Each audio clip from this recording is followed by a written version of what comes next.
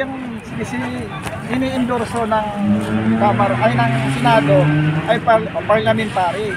Kundi ang kanilang aim doon ng Senado ay federal system. Paano magkakasundo?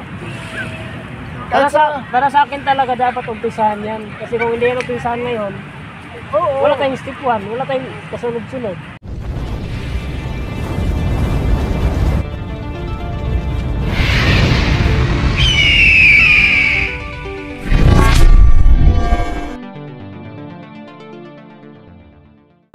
Lahat ng administrasyon may Kaya dapat huwag niyo isipin na negative. Walang negative doon. Kung negative, walang negative doon. Ang amin lang doon bilang vlogger at saka huwag yung dayain yung taong bayan. Sabihin nyo yung purpose nyo na doon sa perma at pagbibigay ng ayuda. Na ito ay para sa tsa-tsa. Baguhin natin yung sabi nga nila, economic provision lang yung tsa-tsa.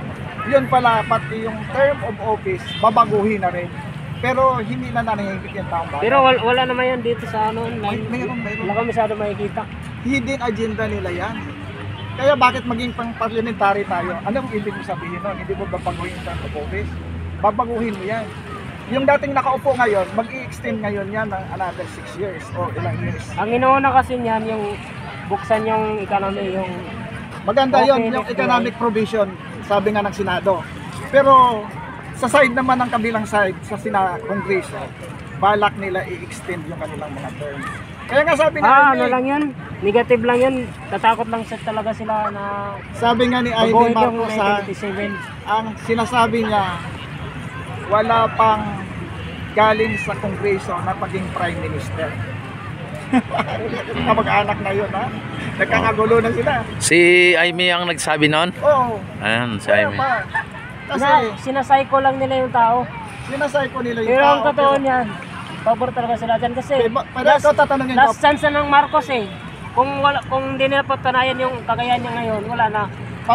Ikaw tatanungin ko bilang mamamayan, bilang isang Pilipino, pabor ka ba sa pagpapalit ng Constitution? Pabor na pabor ako kasi yan talaga ultimate solusyon. Yan lang talaga. Sa buong Asya. Oh. Anong gusto tayo mong lang Constitution? Parliamentary o democratic o federal? Tatlo yan eh. Dapat magsama yung tatlo na yan. Open economy, federalism, parliamentary. Dapat hindi mo pwedeng pag-mix yung tatlo. Kasi may kanya-kanyang function. Yan ang pinakamaganda. Hindi po. Kasi panahon ni Ferdinand Marcos Sr. Ginawa na po yun yung yan. Yung parliamentary and democratic system. Pero pumalpak pa rin. Kasi may mga systematic na kung nag-aaral ka ng political science, pag-aaralan mo yung bawat administrative ng bawat provision ng gobyerno, kagaya ng Malaysia. Ang Malaysia ay dato pertuan agong yan. Monarchial yan. Hindi yan kwan. Pero ang monarchy at saka yung parliamentary minix nila kasi may prime minister yan. Ganyan ang Indonesia, kasabay ni Ferdinand Marcos Sr. si Suharto. Pero bumaba si Suharto ng extent. Ano nangyari sa Indonesia? Katulad din ng Pilipinas, ginaya din people's power and intro nila yung si Suharto dahil sa sobra ng korupsyon. Tapos ang nagpaliban lang ng ilang taon, tumakbo uli yung anak. Yung anak, nanalo uli. Pero inoverthrow din ng gobyerno. Yung pera nila sa Indonesia, alam mo kung ngayon, nandito sa Pilipinas, ininvest nila rito yung Skyway, yung kay Pangilinan. Skyway yan. Sa totoo lang talaga.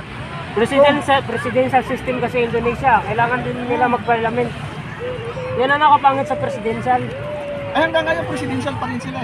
Kaya ginagaya nga nila yung sistema ng Pilipinas eh.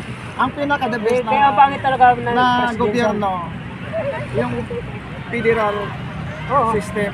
Saka federal form. Gagayahin nga yung sa sistema ng Germany.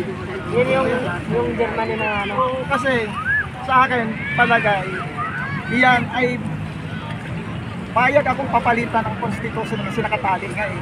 Nakatali tayo sa 1987. Pero wag dayain yung taong bayan. Magkakaroon tayo dapat ng public education, Saka, Information. hindi naman daya agad kasi dadaan pa naman yan sa Senado. Hindi nga.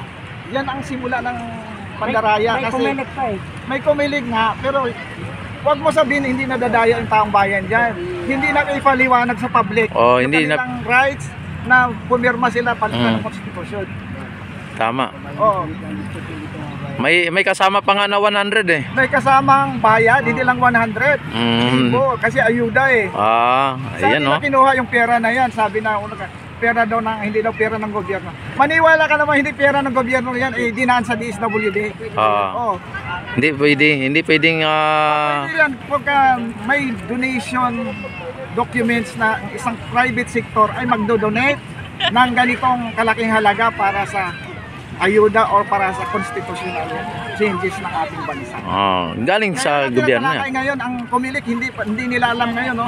Mayroon na pala silang extra fund na 12 billion.